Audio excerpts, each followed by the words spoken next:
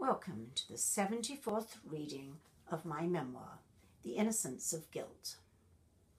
A new baby, but I still search for peace. No idea how all the tension between Mum and I affected Karen, probably more than she showed.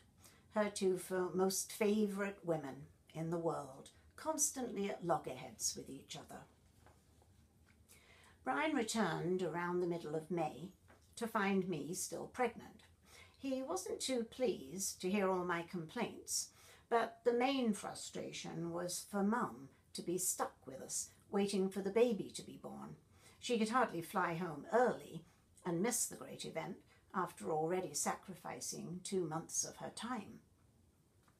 At least I had Brian back home to soften things. He fulfilled the role of Mum's sounding board, although listening to her never-ending tirade concerning her dog tested his patience. Mum also kept up a litany of, "When is Jenny going to have that baby?"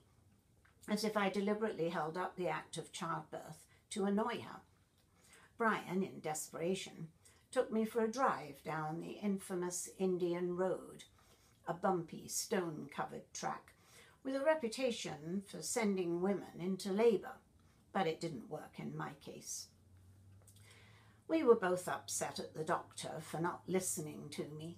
It was quite feasible that Mum, whose ticket home read June 20, would not be here at all when the baby decided to grace us with his or her presence, something entirely out of our control, despite Mum's ranting. With all the tension in the house, I began to think that maybe our unborn baby possessed some wisdom by staying in the comfort of the womb for as long as possible. Brian invited some office friends home for a dinner party to give Mum some respite from the waiting game. Halfway through the meal, nausea hit me, and I thought maybe the baby had decided to come, but it ended up being a panic attack. So incapacitating, I hid upstairs in the sanctity of our bedroom. Mum and Brian were forced to do all the clearing up and get Karen ready for bed. In the morning, Mum complained about the extra work and how she and Brian didn't get to bed until late. "You should have seen the dishes. They were never ending," she moaned, as if I didn't know how much work it took to put on a dinner party. More guilt dumped on me. I'll never make up for the burden I am on my family. My panic attacks had always exasperated Mum because she didn't understand them. I didn't either. I'd had one the last time she visited, and while I hung over the toilet bowl in the upstairs bathroom, stomach threatening evacuation, her whining voice wafted up the stairs over the clatter of dishes in the kitchen. "What's the matter with her, Brian? You ought to take her to a doctor, you know. When she was little, she was always feeling sick. We never knew what to do with her." Brian had had nothing much to say. He'd known I'd get over it. Her words took me back in time, though, and sent me into an uncontrollable shaking bout. A little girl again, wrapped up in a blanket by the coal fire, clutching a bowl, nausea sweeping over me in waves, the worst feeling in the world. Babies can't stay in the womb forever, and at 2 o'clock on June 14th, a Thursday, Brian drove me to Lionsgate Hospital and stayed with me while I concentrated on my breathing exercises. Everything went well. I needed no drugs at all, and our little boy, Gary Mark, came into the world at 5:30 p.m., weighing 7 pounds 3 ounces. So big compared to little Karen at her birth.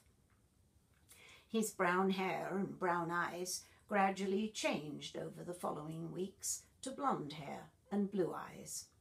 Brian thrilled beyond belief to have a little boy. As Gary's birth was easy and the nursing staff so impressed that I took no gas for the pain, a perfect example of natural childbirth. I thought they would discharge me within 2 days, but it didn't happen. Gary developed an acne-like rash, thought to be due to female hormones. This spread all over his tiny body and turned into a staphylococcus infection that sent him into isolation.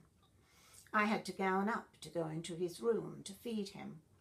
I ended up staying in hospital for 5 days, the first 2 watching the girl in the bed next to me, enjoying her baby, while my poor little boy lay in a room far away down a long corridor all by himself.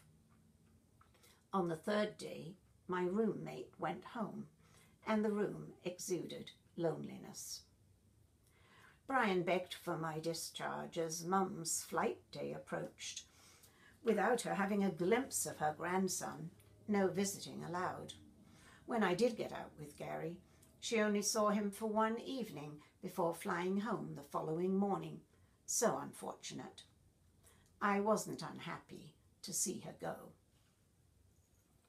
2 weeks after I came home, Brian took off on another 2-month overseas trip, and I found myself a single parent again, but now with 2 children to care for. For the first couple of weeks, Gary couldn't keep formula down. Karen threw temper tantrums on the floor, resenting the time I spent with her sickly baby brother.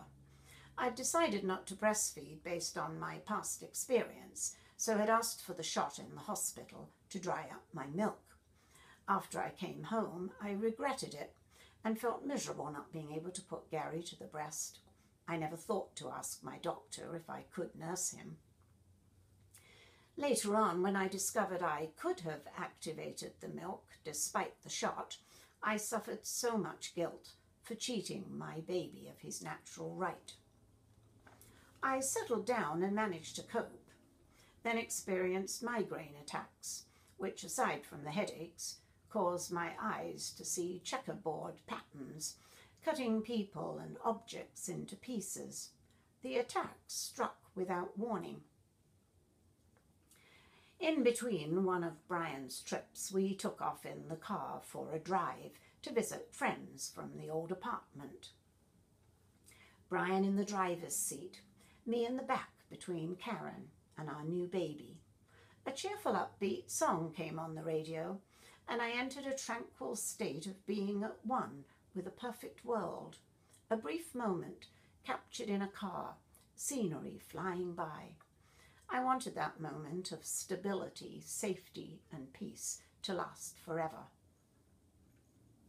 Back at home, lonesome, I went around the condo complex, knocking on doors, as I'd done in the flats in Chelsea, in hopes of finding a friend. I only came up with one person with 2 small children, and she led such a busy life she rarely had time for me. I wondered why I couldn't seem to make lasting friends. One touch from me and the friends I did make seemed to melt away. My life sometimes appeared to be similar to my school days, a constant search for connection. Brian, so seldom home, he hardly counted, sad to say. A good provider, but I needed somebody close by, not often halfway around the world. Our 2-year adventure had turned into a 4-year one by then, and even though we missed some aspects of our families in our home country, I'm sure they knew beyond a doubt we would not be making England our permanent home ever again. Canada had wooed and won us, and in none of the letters we received were there ever any questions directed towards our possible return. 7 months after Gary's birth, the young mother I'd formed a tentative friendship with informed me of an organization called the Inner Peace Movement, a spiritual awareness group that embraced all faiths. The crucial word peace in the title jumped out at me, and like a barbed fishhook embedded in my flesh, wouldn't let go. Peace was something I badly needed. With Brian frequently away, loneliness and isolation easily crept up on me. I had to walk everywhere as no bus service reached us. I experienced days filled with panic and a certain despair I didn't know the root of. I usually stayed up late and watched teary-eyed late-night movies for escape, and Brian didn't like what appeared to him to be an addiction. I'd still want to watch them when he returned from some far-flung part of the globe, as if the make-believe world they represented interested me, not him. When he was home, life would be a whirlwind of social activity, usually revolving around people at the office and their families, and then he'd be gone. I never went to social events on my own. Most of them were for couples anyway. I asked him if we could attend an introductory IPM meeting, and he only agreed because of the absence of the word church in the title of the movement. He had an aversion to that word for some reason, and I never knew why. We'd not had any terrible thing happen to us through any church. We'd met each other in church, yet drifted away, and at times I wished we hadn't. Thank you for listening. Please feel free to subscribe, like, or comment on this reading, and hopefully you will tune in to the next one. Bye for now.